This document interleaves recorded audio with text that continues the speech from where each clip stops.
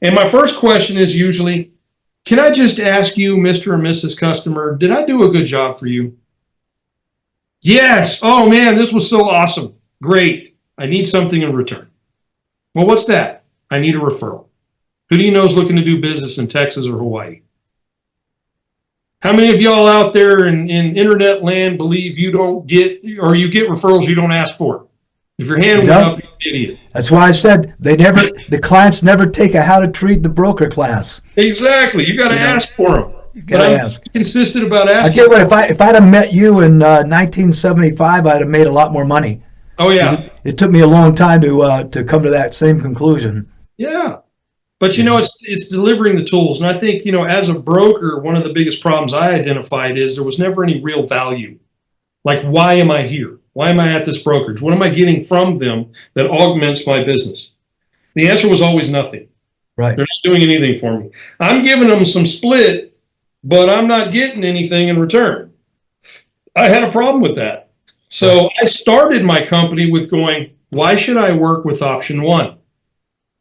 And I filled up pages worth of answers because I'm going to do this. I'm going to do it on my dime. I'm going to show you how to do it step by step. I'm not a travel agent. I'm not going to send you someplace I've never been. I'm a tour guide. You want to know how to make 7 figures? I'll show you how to make 7 figures. Here's the blueprint. Follow the blueprint, use the tools, use the technology, use the human resources. You'll get similar results. It's that simple. I've got an old saying I use with owners and managers when I'm consulting, and that is that you cannot solve a problem someone doesn't have. And so, to me, I think you told me you start with, what do you want? And I'm kind of curious right now, as you hire people, I'm having a sense that you may reject hiring someone who can't tell you what they want. Yes. In Hawaii, when I first got there, I did 38 interviews. I only hired 3 agents. And what I was looking for is I wanted to see a little savage. I need to see a little savage in you. What I don't want to hear is, well, I kind of want to do real estate as a part-time gig. Stay where you're at. Right. This isn't the brokerage for you. Yeah. Now, this is a full-time gig. I'm really big into service to the client and client experience, and you can't provide that as a part-time agent. Can't do it. It's impossible. At least not. Your company requires some part-time people. No, I want 0 part-time people. If you're part-time, stay where you're at. When I first started doing this, one of the first people a couple of years ago that does this is a lady named Keller Williams. And she's a $1.5 million a year kind of income person. She's done it for years.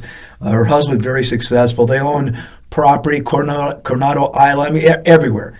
Very wealthy people. She's done just absolutely great. And she reminded me one day, which I didn't know, that early on she had applied to come work at my company. And we didn't hire her. And we didn't hire her because she was part-time at the time. And she said, look at the mistake you made. And I said, I did make a mistake by not hiring you. However, if it wasn't my policy, I would have hired 100 that weren't like you.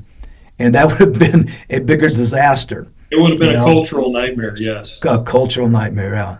So what I do how with important people is I'm going to ask you the killer question. Are you here to get rid of the JOB?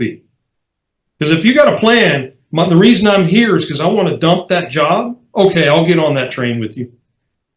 But if you say, no, man, I really love my job and I want to stay there, I just kind of want to add a secondary income, go somewhere else. Right. Not the right brokerage for you.